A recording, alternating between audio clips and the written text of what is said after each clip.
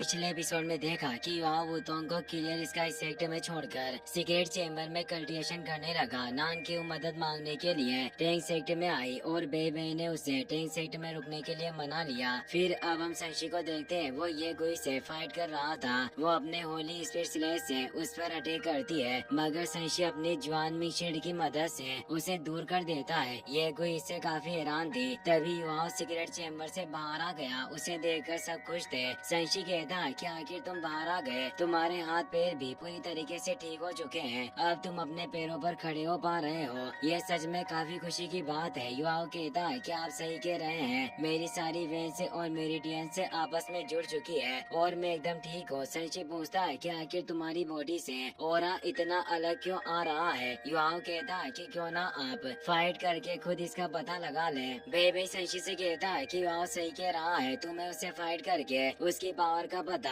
लगाना चाहिए। संशी कहता है कि मैं जानता हूँ कि तुम दोबारा मुझे पिटवाने की कोशिश कर रहे हो, पर ये बात भी सही है कि मेरे अलावा यहाँ कोई युवाओं को नहीं हरा सकता। दोनों के बीच फाइट शुरू हो गई। युवा उस पर हमला करने के लिए जाता है। संशी अपनी जवान में शील्ड की मदद से उसे रोकने की कोशिश करता है, लेकिन युवाओं का हमला काफी जोरदार था, जिस वजह से उसकी शील्ड टूट गई। गुस्से में आकर वो युवाओं को जवान में शील्ड के बीच फंसाने की कोशिश करता है, मगर युवाओं स्वॉर्ड के पावरफुल अटैक से उसके जाल से बाहर निकल गया। वो अपने डोंग स्वॉर्ड की मदद से संशी पर हमला करता है। संशी की मल्टीपल शील्ड की मदद से उसे रोकने की कोशिश करता है, जिसकी वजह से वहाँ बहुत ही ज्यादा एनर्जी रिलीज होती है, पर फिर भी वो संशी के हमले को नहीं रोक पाता और दूर हो गया। उसे बहुत ही ज्यादा गुस्सा आता है। वो अपने डिवाइन बिस्ट जुआनू को जगाकर युवाओं पर हमला करता है। युवा वुतोंग को याद करते हुए अपने डोंग पाम से उसे रोकने की कोशिश करता है। जुआनू बिस्ट काफी पावरफुल था, पर युवाओं की पावर कई गुना ज्यादा बढ़ चुकी थी, जिस वजह से संशी उसकी पावर को नहीं संभाल सका और दूर जाकर गिरता है। सब इससे काफी हैरान थे। बेबे संशी के पास जाकर उसे उठाता है। संशी कहता है कि अच्छा हुआ कि मैं इतने दिनों से प्रैक्टिस कर रहा था और मेरा डिफेंस काफी अच्छा हो गया, वरना मैं युवाओं के हमले से बच नहीं पाता। युवाओं से कहता है कि मुझे उम्मीद नहीं थी कि यह हमला इतना ज्यादा जोरदार होगा। ये मेरी सोच से भी ताकतवर निकला। अगर मुझे पहले पता होता तो मैं अपनी पावर काबू में कर लेता। संशी कहता है कि तुम्हें बुरा महसूस करने की जरूरत नहीं, मुझे कुछ नहीं हुआ और मैं खुश हूँ कि तुमने मुझे इतनी बुरी तरह से हरा दिया, पर एक दिन आएगा जब मैं तुम्हें हराकर अपना बदला लूंगा। युवाओं कहता है कि इन दिनों मैंने 3 नए मूव्स सीखे हैं, जिसमें सी डोंग, डोंग स्वॉर्ड और हाउ डोंग पाम है। हाउ डोंग पाम का यूज करने के लिए पहले मुझे इसे चार्ज करना पड़ता है, पर अभी मेरा कल्टिवेशन कम है, जिस वजह से मैं इसका इस्तेमाल नहीं कर सकता। वो बेबे से पूछता है कि क्या किलर स्काई सेक्टर से कोई खबर आई या वुतोंग को होश आया। बेबे कहता है कि अफसोस की बात है कि हमें वुतोंग की कोई खबर नहीं मिली, लेकिन उससे भी ज्यादा परेशानी सन मून एम्पायर ने खड़ी की है। तियान रेन ने सोल फाइटिंग कंपटीशन में आए सोल मास्टर्स को कैद कर लिया, जिस वजह से पूरे कॉन्टिनेंट में वॉर होने की आशंका है। वो युवाओं को लेकर सीगोड पवेलियन की तरफ ले जाने लगा। तियान में युवाओं को उसके कॉन्शियसनेस स्पेस में बुलाकर उसके कल्टिवेशन की तारीफ करने लगा। बिंग बिंग कहती है कि तुमने हेवन और अर्थ की पावर का यूज करके अपने हाथ पैरों को ठीक कर लिया, अब तुम मेरी उम्मीद से भी ज्यादा पावरफुल बन चुके हो। युवाओं कहता है कि आखिर तुम दोनों जाग गए। अफसोस की बात है कि ये नियांगलो वैली में जाने के बाद मैं तुम दोनों से बात नहीं कर पाया। तियान मिंग कहता है कि मैं भी बिंग बिंग के साथ टेस्ट देना चाहता हूँ, ताकि इसे मेरे प्यार के बारे में पता चल सके। बिंग बिंग युवाओं से कहती है कि तुम्हारी सोल पावर जल्दी ब्रेक थ्रू करके नेक्स्ट लेवल पर पहुँचने वाली है। बेहतर होगा कि तुम जल्दी अपने लिए एक नई सोल रिंग ढूंढो। युवाओं कहता है कि स्पिरिचुअल टाइप सोल बिस्ट को ढूंढना बहुत ही मुश्किल होता है, तो आखिर मैं इतनी जल्दी सोल रिंग कैसे ढूंढूंगा। बिंग बिंग कहती है कि सन मून एम्पायर में स्पिरिचुअल सोल बिस्ट है, जिसे इविल आई टायरेंट के नाम से जाना जाता है। वो बहुत ही ज्यादा पावरफुल और इविल है। हजारों साल पहले इविल आई टायरेंट क्लैन का leader evil eye tyrant king star Dou forest में आया था। तियान मिंग कहता है कि उस वक्त मुझे भी स्टार डुओ फॉरेस्ट के सोल बिस्ट में कैद किया हुआ था। उस वक्त इविल आई टायरेंट किंग ने गोल्डन आइड ब्लैक ड्रैगन किंग दीतियान से फाइट की। वो दोनों लगातार 3 दिन और रात तक लड़ते रहे, मगर दीतियान बहुत ही ज्यादा पावरफुल था और इविल आई टायरेंट किंग भी हार नहीं मानना चाहता था। उसने खुद की बॉडी एक्सप्लोड करके स्टार डुओ फॉरेस्ट को तबाह करना चाहा, लेकिन उसी वक्त फॉरेस्ट के बीच में से एक मिस्टीरियस आवाज आई, जिसे सुनकर इविल आई टायरेंट किंग ने खुद को एक्सप्लोड नहीं किया और चुपचाप स्टार डुओ फॉरेस्ट छोड़कर चला गया। यहाँ इससे काफी हैरान था। वो सोचता है कि आखिर स्टारडॉ फॉरेस्ट में द्वितीय से ज्यादा खतरनाक क्या है जिससे डरकर इविल आई टायरेंट किंग ने कुछ नहीं किया। वो सी गॉड पवेलियन में पहुंच जाता है। शाओ जे सबको सन मून एम्पायर का मैप दिखाकर बताते हैं कि सारे कैदियों को सनराइज सिटी में रखा गया है। काई में कहती है कि उन कैदियों में कई सारे अलग अलग सेट्स के यंग मास्टर्स मौजूद है जिन पर पूरे सोल वर्ल्ड का भविष्य निर्भर है। अगर उन्हें कुछ हो गया तो दूलो कॉन्टिनेंट बर्बाद हो जाएगा। सन मून एम्पायर में पूरी सनराइज सिटी को बंद कर दिया और हर तरफ गार्ड्स नजर रख रहे हैं। लिंगर कहती है कि मैं यकीन के साथ कह सकती हूँ कि होली स्पिरिट कल्ट के इविल सोल मास्टर्स ही कैदियों पर नजर रख रहे होंगे। सन मून एम्पायर के तरीके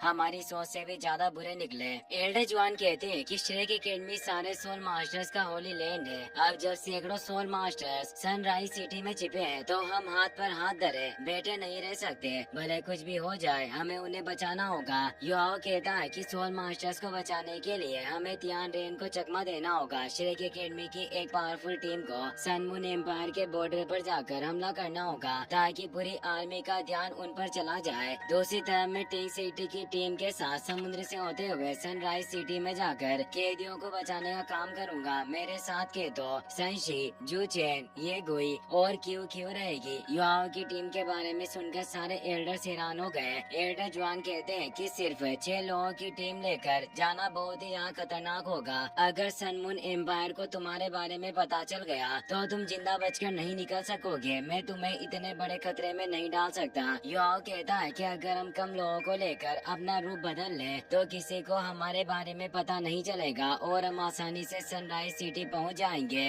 अगर हमने ज्यादा लोगों को ले जाने की बेवकूफी की तो हम सबकी जान खतरे में पड़ जाएगी। मैं एकेडमी की तरफ से चुना हुआ एक्सट्रीम सोल्जर हूँ। केतो और जू चैन सन मून एम्पायर में पैदा हुआ है। उन्हें साथ ले जाने से हमें फायदा होगा और दोनों सोल टूल्स भी काफी अच्छी तरह से इस्तेमाल करते हैं। सीनियर ब्रदर संशी का डिफेंस बहुत अच्छा है। ये गुई के पास होली एंजल मास्टर सोल है। उसकी मदद से हम इविल सोल मास्टर्स को खत्म कर सकते हैं। और क्यू क्यू इकलौती कैदी है जो सन मून एम्पायर से भाग निकली। वो कैदियों तक पहुंचने में हमारी मदद करेगी। मुझे यकीन है कि हमारी टीम मिलकर कैदियों को छुड़ाने में कामयाब होगी। एल्डर जवान काफी सोचने के बाद युवाओं की बात मान गए। वो कहते हैं कि तुम्हारे लिए हम सन मून एम्पायर का ध्यान भटका कर रखेंगे पर ये परिस्थिति बहुत ही ज्यादा खतरनाक है। बेहतर होगा कि तुम सब बचकर रहो। हम सब तुम्हारे पास आने का इंतजार करेंगे। युवाओं को इससे काफी अच्छा लगता है। वो अपने दोस्तों को लेकर वहाँ से जाने लगता है। जीवन वहाँ आकर उसे एक स्टोरेज टूल देता है। ये वही टूल था जिसमें युवाओं ने ह्यूमनाइट सोल टूल चोरी किया था।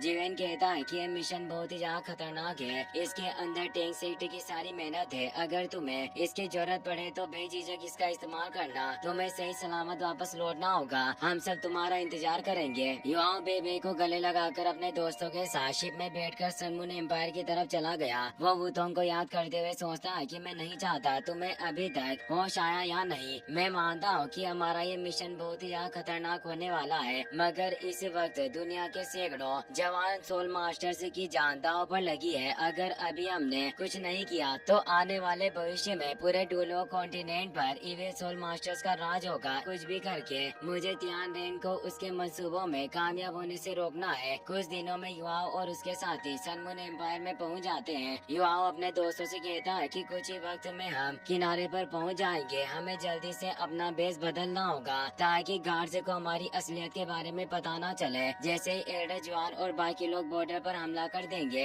हम कैदियों को ढूंढना शुरू करेंगे। याद रहे कि हमें किसी भी हालत में सन मून एम्पायर के गार्ड्स के साथ नहीं आना वरना हम सब मारे जाएंगे। सब अपना बेस बदलकर शिप से नीचे उतर जाते हैं। केतो कहता है कि एल्डर जवान और बाकी एल्डर्स सन मून एम्पायर के बॉर्डर पर आ चुके हैं। जैसे ही अटैक करेंगे तियान रेन श्रेक सिटी पर हमला करवा देगा। युवाओं कहता है कि तुम्हें फिक्र करने की जरूरत नहीं। सीनियर ब्रदर बेबे और बाकी साथी श्रेक सिटी को प्रोटेक्ट करेंगे। हमें बस कैदियों को बचाकर यहाँ से निकलने के बारे में सोचना होगा। एल्डर जवान बाकी एल्डर्स को लेकर सन मून एम्पायर के बॉर्डर पर पहुँच गए। कियान टेलीस्कोप की मदद से बॉर्डर की सिक्योरिटी को देखते हैं। वो बताते हैं कि बॉर्डर पर बहुत सारे सोल टूल्स और सोल कैनन से तैनात है। आसमान में सैटेलाइट सोल टूल्स भी मौजूद है जो किसी को भी उड़कर अंदर जाने से रोकती है। सन मून एम्पायर सच में वॉर करने के लिए पूरी तरह से तैयार है। शान शाओ कहते हैं कि जितने ज्यादा गार्ड्स यहाँ होंगे युवाओं और उसकी टीम पर खतरा उतना ही कम होगा।